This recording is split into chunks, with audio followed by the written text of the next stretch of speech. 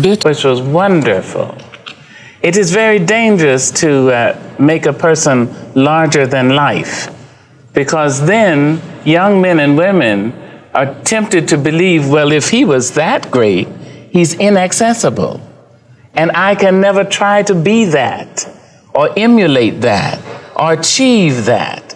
The truth is, Martin Luther King was a human being with a brilliant mind, a powerful heart, and insight, and courage, and also with a sense of humor. You know, I believe that self-love is very important. If you read my work, you know I'm always talking about loving oneself.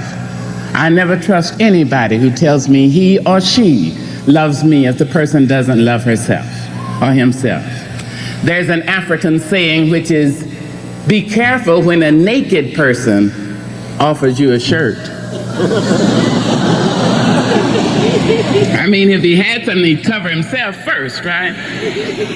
So I like to look at self-love. It is very important. A towering figure in civil rights activism and also thought leadership, she graced the world with her unwavering spirit, not to mention her profound words. Join us as we go over Maya Angelou's rules to success, while she went from tragedy.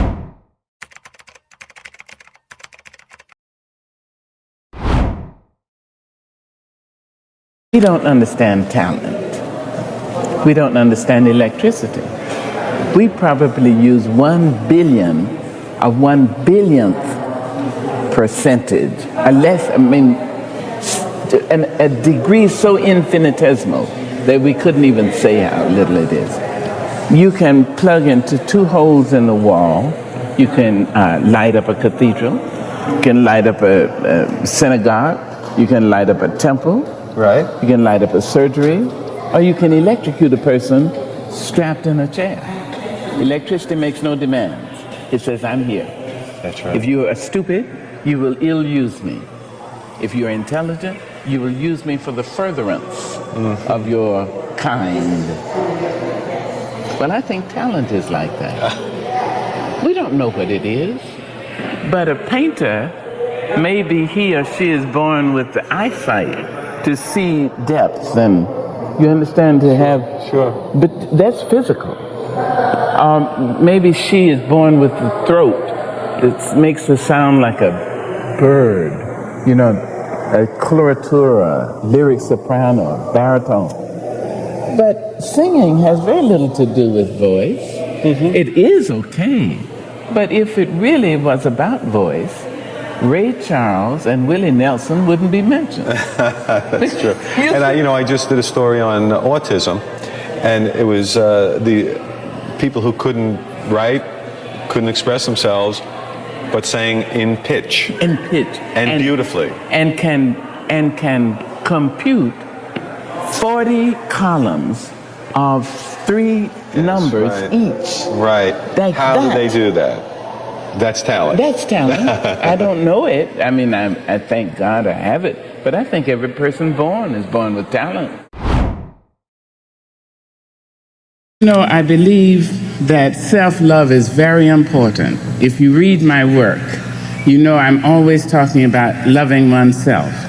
I never trust anybody who tells me he or she loves me if the person doesn't love herself or himself. There's an African saying which is, be careful when a naked person offers you a shirt. I mean, if he had something, he'd cover himself first, right? So I like to look at self-love. It is very important that it comes from within, that you have a sense of yourself, so that when you walk into an office, you don't go alone. Bring your people with you. Bring everybody who has loved you with you. Say, Grandma, come on, let's go. Great-grandpa, you've been dead all this time. Come on, let's go. I have to go in here and have an interview. Come on, Auntie. Come on, my friends. Come, let's go. And when you walk in, people don't know what it is about you. They can't take their eyes off you. You may not be cute in the given sense. You may not be far-fashion model size in that particular sense. You may not be any of those things, but they can't take their eyes off you. And they say of you, in this incredible way, which I don't understand, they say, I don't know, but she has charisma. No, what you have is all those people around you. So think of that. Anytime you have anything to do, bring everybody with you that you can remember who has loved you. And then you have that sense of having been paid for. And when you walk in, people will say, now, I think you're overqualified. When I was 7.5, I was raped.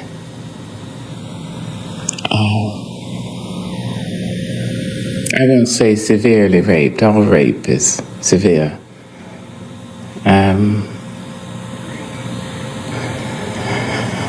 The rapist was a person very well known to my family. I was hospitalized. The rapist was let out of jail and was found dead that night, and the police suggested that the rapist had been kicked to death. I was 7.5. I thought that I had caused the man's death because I had spoken his name. That was my 7.5-year-old logic.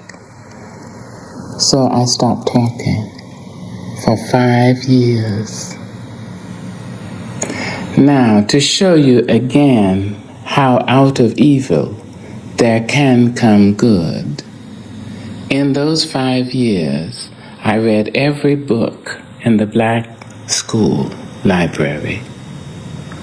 I read all the books I could get from the white school library.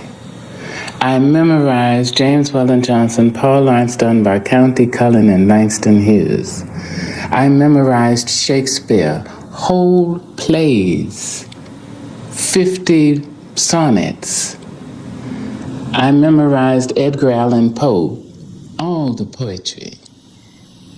Never having heard it, I memorized it. I had Longfellow, I had Guy de Maupassant, I had Balzac, Rudyard Kipling. I mean, it was a Catholic kind of reading and Catholic kind of story. When I decided to speak, I had a lot to say and many ways in which to say what I had to say. I listened to the black minister. I listened to the melody of the preachers. And I could tell when they would start up on that kind of thing, when you know they mean to take our souls straight to heaven, or whether they meant to dash us straight to hell. I understood it. So out of this evil, which was a dire kind of evil, because rape on the body of a young person, more often than not, introduces cynicism. And there is nothing quite so tragic as a young cynic, because it means the person has gone from knowing nothing to believing nothing. In my case, I was saved in that muteness.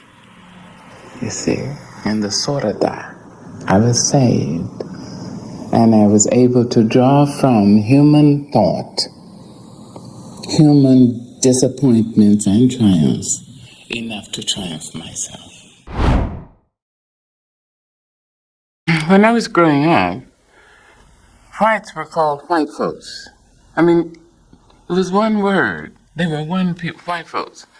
And people who were not very cultured, who had no pretensions to the niceties of the world, called them po white trash. That was one word also. It seemed to me, we blacks, we Negroes, we colored folks were humans.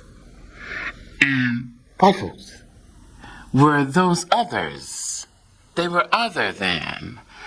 And as a child, I was certain that white folks didn't have innards.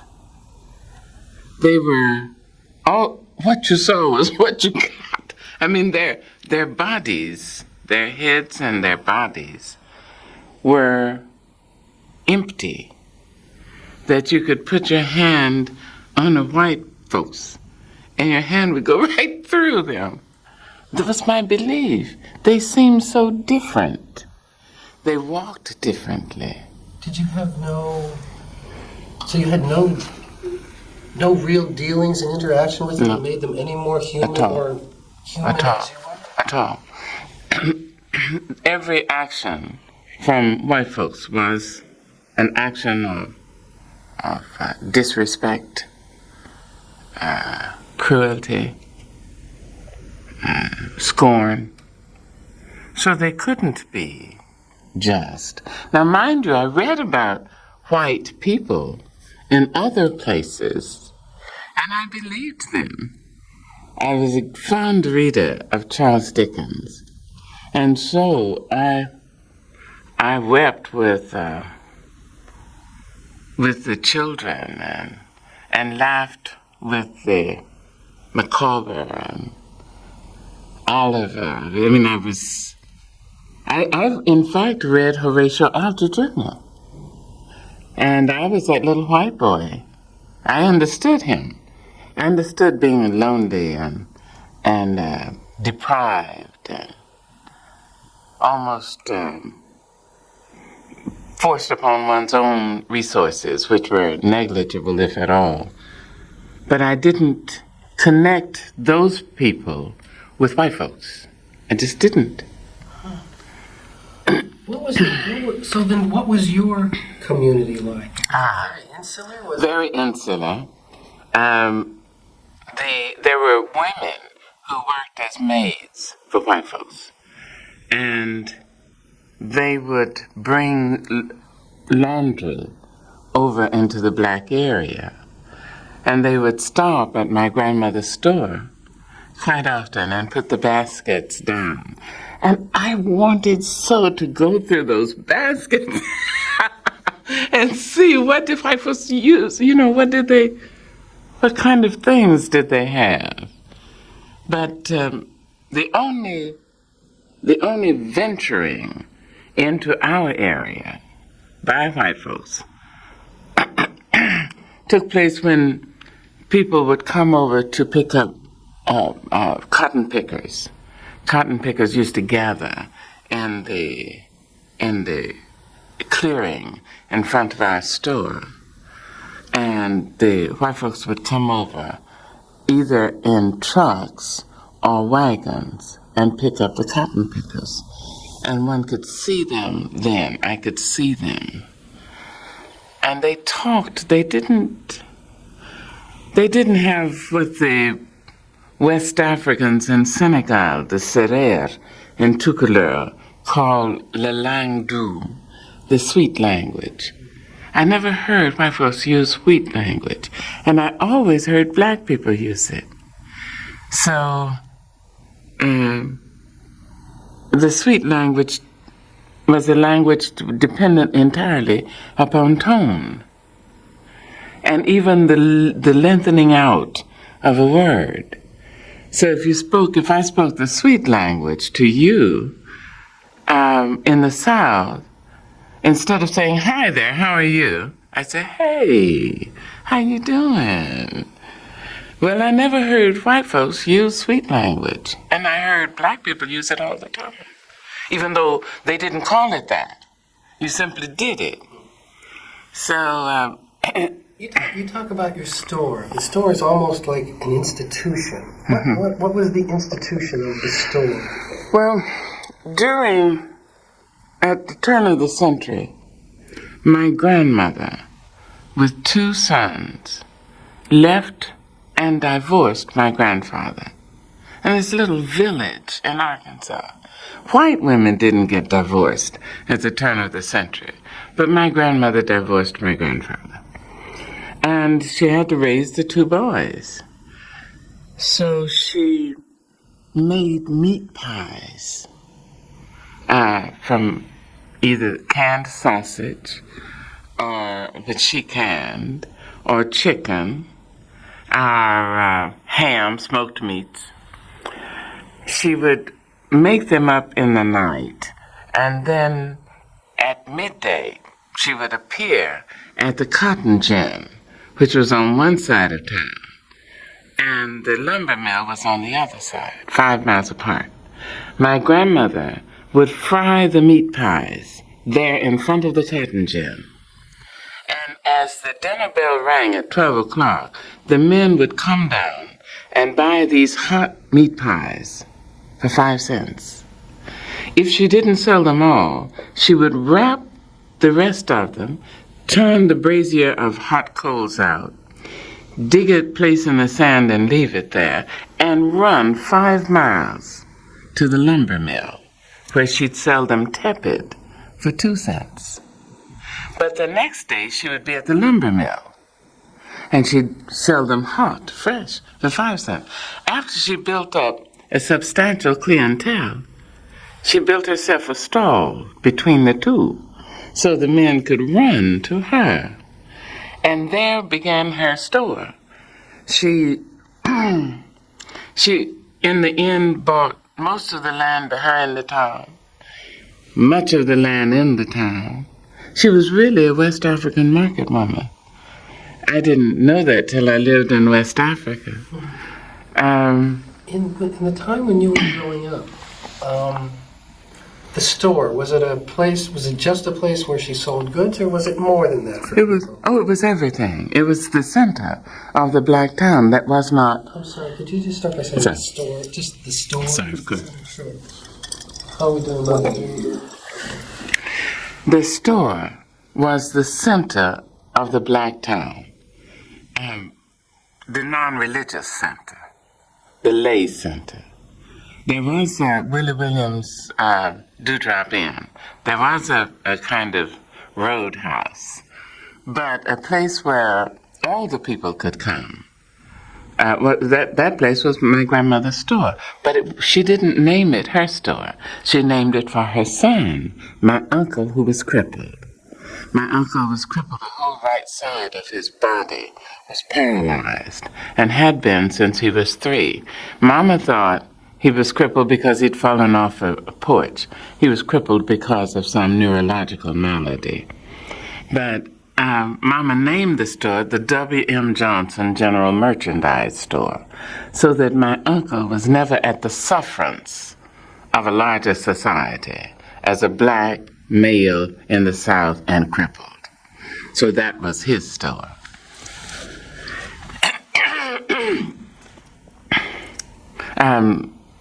On Saturday, women came there and had their hair curled. There was a big chinaberry tree in the yard, and so women sat there and they had coconut curls put in. The barber would come and do haircuts around the chinaberry tree. The Gandhi dancers, who were the men who worked on the railroad, would come over to the store and buy their Coca-Cola and cheese and sardines and crackers, and the blues singers. Well, you got it, but you get it on so many levels. You see, there's a phrase that used in West Africa, deep talk, meaning that anybody will understand on a certain level.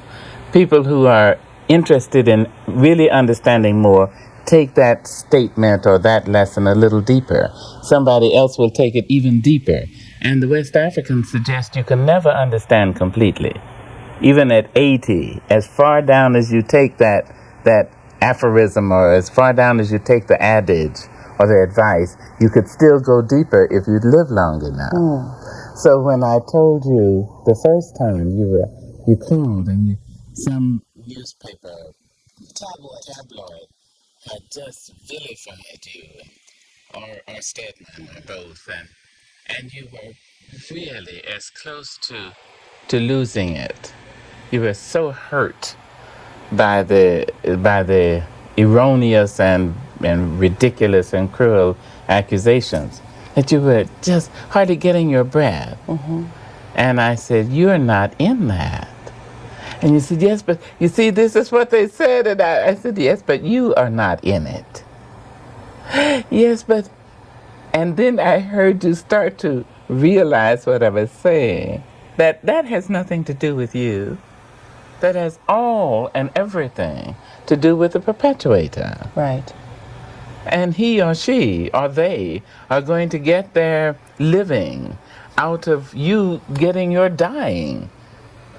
And so obviously you can't give in to that because you're not in it. And you know, it happens to people who are in every walk of life, not just people who spend their lives like, you know, I do on television every day, but I hear little girls who are going to school and people are talking about them in class, or when people are making fun of you or your neighbors.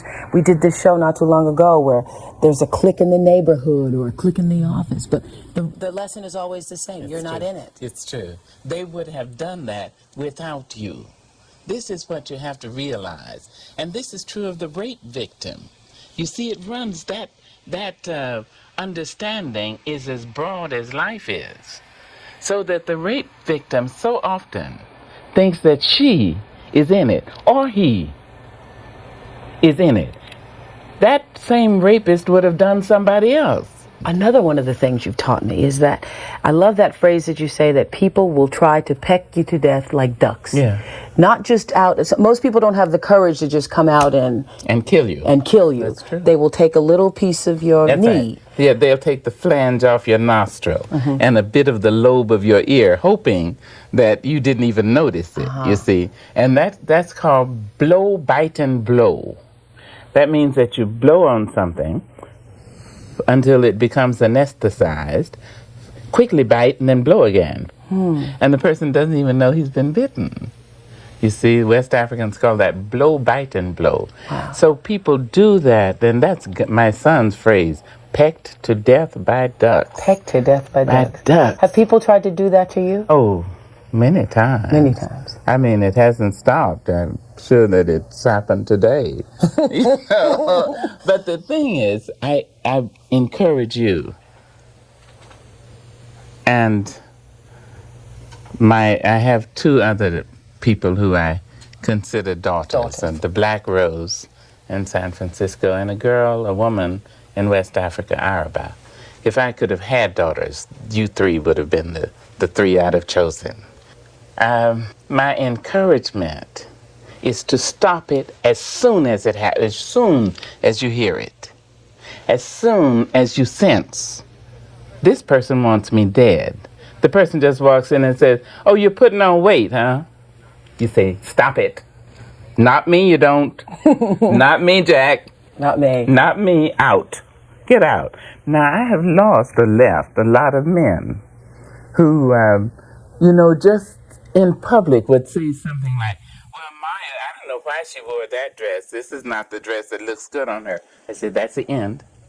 That's it."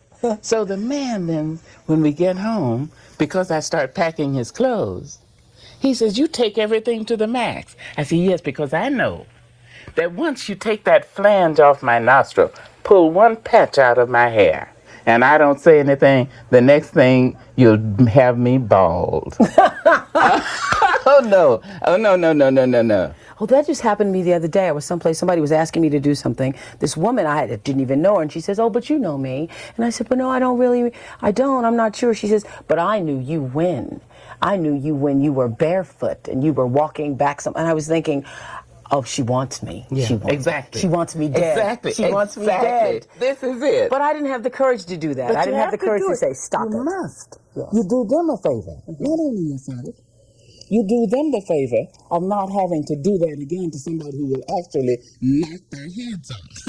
You understand? Yes, I do. You really do them a favor. The best thing to do is stop them in their tracks. Just say, "Stop it. Stop it. And they say, "Oh, I didn't mean any harm. I was a joke." You can't take a joke. No. No. Stop it. When did you have been such a teacher for me and so many people in the world. When did you make the transition, or have you, from learner to teacher? Oh no, I'm learning. I am learning. Right now, I am learning.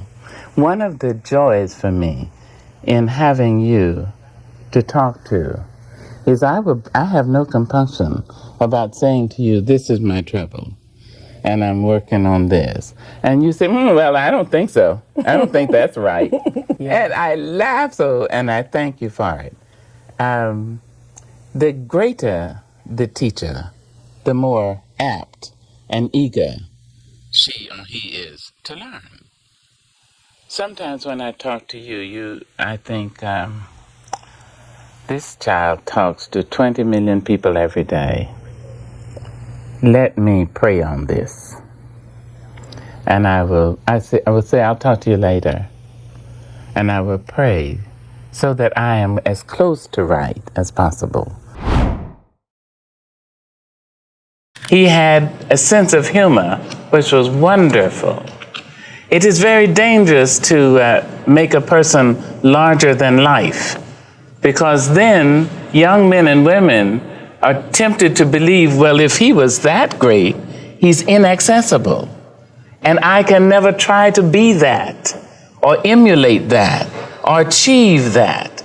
The truth is, Martin Luther King was a human being with a brilliant mind, a powerful heart, and insight, and courage, and also with a sense of humor.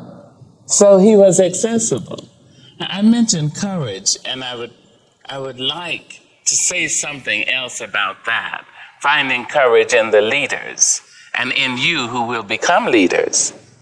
Courage is the most important of all the virtues, because without courage, you can't practice any other virtue consistently. You see? You can't be consistently kind, or fair, or humane, or generous. Not without courage, because if you don't have it, sooner or later you'll stop and say, the threat is too much, the difficulty is too high, the challenge is too great. So I would like to say that Dr. King, while we know from all the publicity that he was brilliant and he was powerful, he was passionate and right, he was also a funny man. And that's nice to know. There's a place in you that you must keep inviolate. You must keep it pristine, clean, so that nobody has the right to curse you or treat you badly. Nobody, no mother, father, no wife, no husband, nobody. Because that may be the place you go to when you meet God. You have to have a place that you say, stop it, back up. Not You here must you want. not, no. No. Absolutely. And that's one I told you 25 years ago. Yes. Say no when it's no. Yeah. Say so. Back it up. Because that place has to remain clean and clear. And that has to be a place within yourself. Yes, ma'am. Yeah. Let's talk about courage, because in the book that you wrote to me, I don't even have to look it up, but you say that it is the best of the virtues, because without it you cannot practice any of the others. That's true. It's true. With no courage you can't do anything else. Well, you can do it erratically, but not consistently. You can be erratically generous. You can be erratically forgiving. You can be erratically merciful and even just, but not consistently without courage. Because what happens is, suppose I decide I'm going to be not tolerant, but understanding and generous to gays. Okay? That's because I know it's right to be. And I'm going to do it. And then suddenly, somebody in my job says, you know, this guy is gay. You know what that means. Or somebody said, well, you know, she's a les, and you know what that means. Now, if I know my job depends upon it, I'm subject to say, yeah. But if I have courage, I have to say, excuse me, I'm sorry. You cannot insult people in front of me with my approval. I'm sorry. Now, so this person goes to the boss and says, you know, Maya Angelou, you know, she's soft on gays. She's probably Les herself. And then suddenly the whole office turns and I'm the pariah. But if I have courage, I can continue to be fair. That's hard to do. It's hard to do. You know why it's hard to do? Because most people, you're right, people come up and say things that you really don't approve of, and most people just do the, I know. that thing. And something, you see, that too is killing. Because something dies inside you when you do that. But if I were white, there would be no way possible that I would sit in company, any company, in my family, and have somebody called a nigger, or a kike, or a wop, or dago, or greaser, or something. I will not sit in my company with all black people, with my family, and have anybody called a honky. I will not do it. I said, not here, you don't. That's poison, dear heart. I won't have it. I have been in the house when people have said, not call somebody a hunky, but when people have said things that you didn't like. I mean, what is amazing, especially in this house being as large as it is, I thought you were on the other side of the room and you can hear it and go, all right, stop it. Stop it. Yes, I've seen you do it. Yeah. It's too dangerous. It is too dangerous. You see, 50 years ago, Oprah, nobody would have believed that there would be one day a button you could turn and see what was happening in Paris. If you'd said, listen, one day I'll be able to see what's happening in Bosnia, and people would have put you right into the snake pit. I believe that words are things. Someday we'll be able to know and measure. As mad as it sounds, we'll be able to measure the hostility or the kindness that emanates from certain words that people exude when they say certain things. And I think they stick on the walls. They go into the upholstery. They go into your clothes and finally into your very body. Wow. I believe that. I believe it too, because you know, you can walk into some places like you feel in this house. I was saying that this house loves people, and this house, your house, this home, is best when it's full of people. That's It true. just, the laughter and love of people vibrates in this house, and there's nothing better than this house is full and we're all in here and we're laughing so loud, and we laugh so loud our heads automatically fall back. So there have been times when I've walked into places where the energy was, the tension, the energy, the jealousy or whatever was so strong, I have to say, not here, I can't be here. Yes. So what is that? Well, that's that sticking you're that talking thing. about. I believe it is a tangible. It's just that we can't see it. And although we do touch it, we don't know what we're touching. And it is touching us and changing us.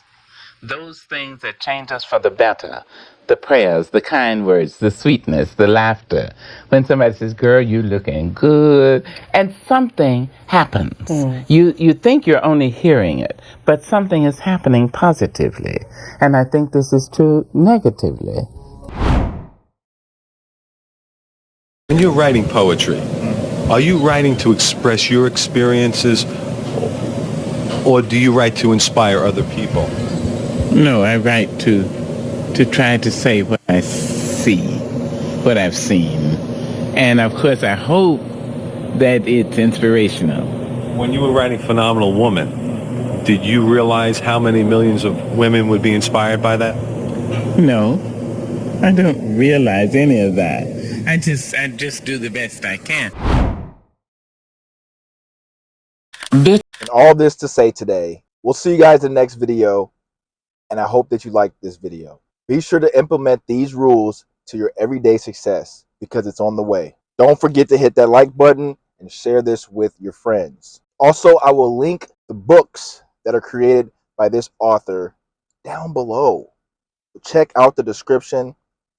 Don't forget to subscribe, and also comment below whatever you think your favorite rule to success is. We'll see you next time.